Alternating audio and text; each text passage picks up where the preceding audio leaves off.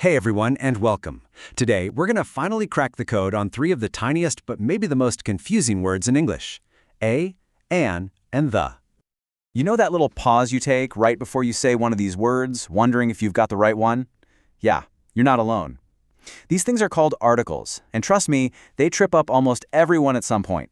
But don't you worry, we're going to make this all super clear and, a little delicious, because we're going to explain the whole thing using just one simple object, a cookie. Okay, first up, let's tackle what I like to call the any rule. This is where we get into our indefinite articles, a and an. So let's set the scene. Picture this. There's a huge glass jar sitting on the counter, and it's absolutely packed with 50 fresh, warm cookies. You're feeling hungry, and you just want one of them. Now, here's the important part. You're not picky at all. Any single cookie out of that big jar will make you happy. So how would you ask for it? You'd say, "Can I have a cookie?" Exactly. You use a because you're not talking about a specific one. You're just asking for any single cookie from that big group. And that right there is a perfect example of an indefinite article. The name kind of gives it away, right? It's not definite. You use it when you're talking about one single thing, but it's a general one, just one of many options. So, if A means one of many, what's the deal with its partner, an? Well, it means the exact same thing. The only difference is the sound of the word that comes right after it. We use a before words that start with a consonant sound, and we use an before words that start with a vowel sound. Let's look at a few quick examples. It's a cookie or a chair because cookie and chair start with consonant sounds. Simple enough. And it's an apple because apple starts with a vowel sound. But check this last one out, an hour. Even though the word starts with the letter H, the sound you hear is a vowel sound. Hour. So you have to remember, it's always about the sound, not the spelling. All right, you've got the any rule down. Now let's switch gears and talk about our second big rule, the specific rule. And this one stars our definite article, the. Okay, new scenario. The big jar is gone. Now there's just one single, lonely, perfect-looking cookie sitting all by itself on a plate. There are no other choices. You want that exact cookie. It's the only one. It's specific. So what are you going to say now? You'd say, "Can I have the cookie?" See the difference?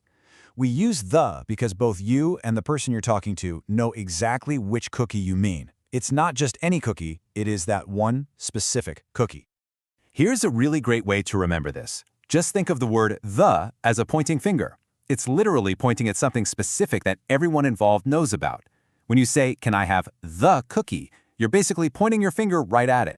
So, we've got a for any one and the for a specific one. But what happens when we're talking even bigger when we don't use any article at all? Well, that brings us to our last one, the general rule. Okay, let's zoom out for a second. Forget about one cookie in a jar or one on a plate. Let's say you're just talking about the idea of cookies. All cookies. Everywhere. The whole concept. How would you say it? You'd just say, "I love cookies." Notice what's missing? There's no a, there's no the. It's just the plural word, cookies.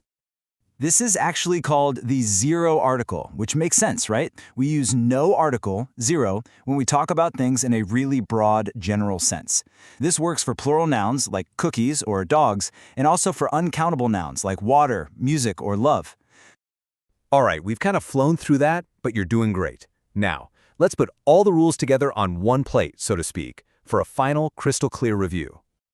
This little table sums it all up perfectly. First up, we've got an. That means one of many, nothing specific, like I need a chair. Any old chair will do. Then there's the. That's for a specific one that we both know about. I need the chair in the corner. We're both looking at that specific chair. And finally, no article. This is for all of them in general. Like if you say, "I sell chairs," you're talking about the general business of selling chairs, not anyone in particular. And that's it. With the help of a simple cookie, we've untangled one of the trickiest little bits of English. It really just comes down to asking yourself, do I mean any one, a specific one, or all of them in general? Pretty simple when you think about it that way, right?